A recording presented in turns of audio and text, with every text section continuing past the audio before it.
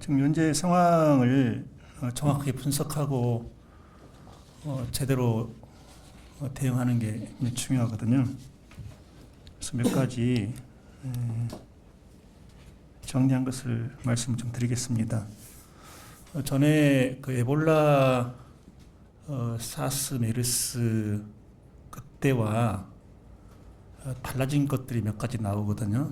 네, 그중 가장 두드러지게 달라진 것이 외국의 뉴스 채널을 보니까 코로나 바이러스 앞에 꼭 수식어를 집어넣더라고요. 치명적인 이 수식어를 집어넣고 있어요. 그리고 우리나라에서는 그 우한 폐렴? 그런데 외국 뉴스 채널을 보니까 우한 뉴모니아 이런 말은 안 나와요.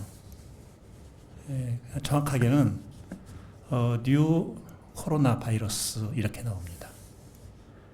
이 코로나 바이러스의 변종이죠. 이게 나온 거거든요.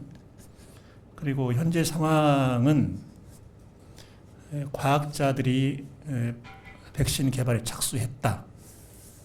이게 어제 상황으로 지금 되어 있습니다. 우선 우리가 해야 할 일이 있다고 판단해서 말씀을 드리겠습니다. 대책반을 구성을 해야 되겠습니다. 그리고 이 상황의 심각성에 비춰봐서 대책반은 부교육감님이 이끌어 주시기 바랍니다. 세부적인 거 보시면 나오겠지만 우선 생각나는 것이 상황팀이 있어야 될 것 같고, 그다음에 학교 연결하는 팀, 그리고 공보팀 이 정도는 기본적으로 있어야 하지 않을까. 더 필요한 것이 있는지 한번 확인해 보시고요. 그리고 어떻게 꾸릴 것인지 이것은 부교육감님한테 위임을 하겠습니다. 한 가지만 말씀드리면, 이건 그 호흡기 질환이기 때문에 외부 호흡기 질환 전문가 가능하다면 좀 도움을 얻으면 어떨까, 대책반으로요. 이런 생각이 들고요. 그 다음에 대응하는 원칙입니다.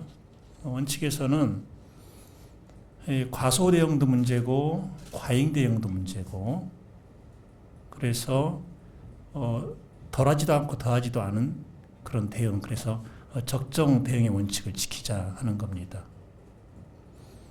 과소 대응에 의해 아무것도 안 하는 겁니다. 정부에만 모든 걸 믿고 있는 겁니다. 이게 과소 대응의 예거든요. 또 과잉 대응은 모든 학생들 마스크 착용하도록 해라, 이런 게 과잉 대응입니다. 계약 일괄 연기하자, 이런 게 과잉 대응에 속하거든요. 그러면 그런 거 해서는 안 되고 꼭 적정 대응을 하자 하는 겁니다. 이것은 그 국가적인 질병 사안이기 때문에 국가가 통일적으로 갖고 나가야 됩니다. 이끌고 나가야 됩니다. 그래서 이 컨트롤 타워는 정부입니다. 정부가 가장 많은 정부력을 가지고 있고, 전문 인력을 가지고 있고, 또 공부력을 가지고 있습니다. 그래서 컨트롤 타워는 정부다. 그래서 늘 정부의 대책과 맞춰 나가야 된다는 것. 우리만 다른 대책 세우고 엇박자다는 대책 세우고 이래서는 안 된다는 말씀 드립니다. 구체적으로는 보건복지부, 질병관리본부, 여기가 전면에 나오고 있다는 것 말씀드리고요. 최근에 중국 우한 지역은 물론이고 중국, 여기에는 홍콩과 마카오를 포함합니다. 갔다 온 우리 학생, 학부모, 교원, 직원이 있는지 이걸 확인하는 작업을 좀 할 필요가 있습니다. 아침에도 외국 뉴스를 들어보니까 이런 말을 하더라고요. 노피버, 열이 없다, 이 말 하더라고요. 우리나라에서 무증상이라고 하잖아요. 그러니까 아무 증상이 없다는 겁니다.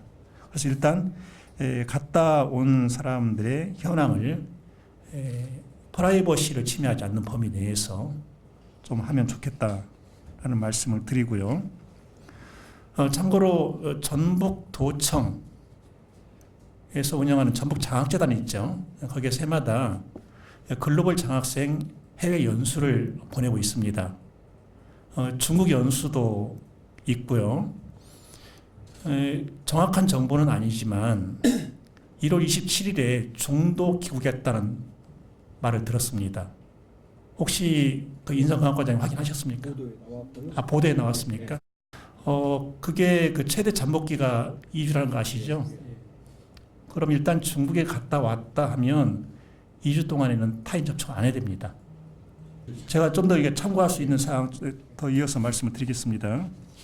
근데 지금 중국 연수 갔다가 중도 귀국한 학생들 다 현황 파악은 돼 있다는 것이죠.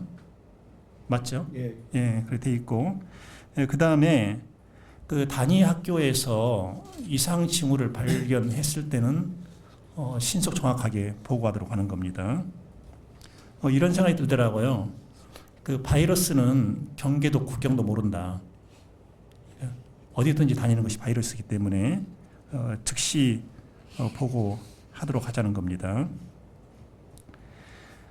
중국의 상황이 현재 사망자가 100명 이상 그리고 감염자가 4,000명 이상 이렇게 나와 있더라. 이게 맞죠? 지금 이제 외신 보도를 가지고 이야기하는 겁니다.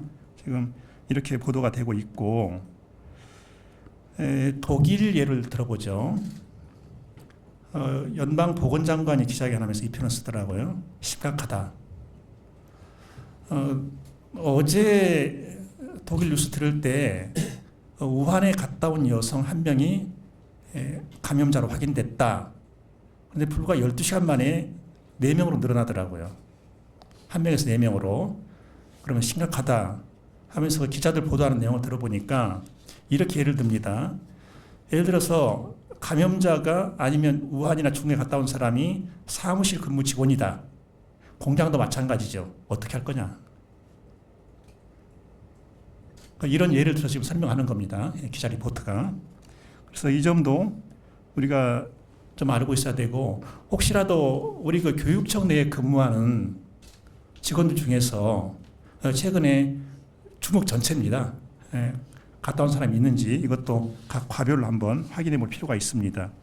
혹시 갔다 왔다면 전체 직원에 의해서 갔다 온 시점부터 최소 2주, 이때는 어떤 형식으로든지 사용할 수 있잖아요. 연가 이런 거 해서 안 나오는 것이 어떨까, 그런 생각을 합니다. 아침 뉴스네요. 그 독일 뉴스는 어제 저녁 뉴스 같은데 중국의 공무출장 제한하더라고요. 우한이 아니에요. 중국 공무출장 제한하고 있어요. 조금 전에 학교 교육관님 말씀하신 거 있잖아요. 이렇게 연결되는 겁니다. 지금 파악은 우한 중심으로 했다. 절대 그게 아니고 중국 전체를 지금 잡고서 공무출장 못 가도록 이렇게 하고 있습니다. 그 다음에 그 아이들과 학부모 불안이 있어서는 안 되거든요.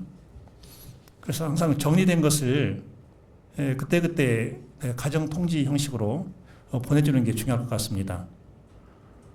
가장 기본적인 게 생활 수칙이죠.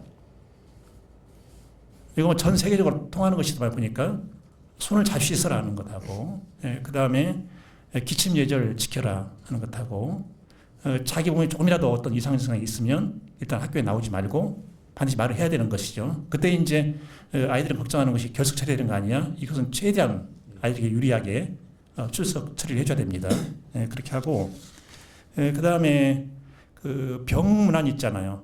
병원 방문하는 거. 사실은 이런 것이 아니라 하더라도 병문안에 대해서 우리나라처럼 이게 느슨하게 하는 나라가 없습니다. 외국에서는 굉장히 강하게 통제하거든요. 특별한 사유가 없는 한 병원에 못 오게 합니다. 비환자의 경우는. 그래서 병문안 가능한 한 가지 마라. 이렇게 하는 겁니다. 그래서 이 정도 정리해서 말씀을 드리고요. 그 부교감님은 그 대책반 구성해서 좀 보고를 해주시기 바랍니다.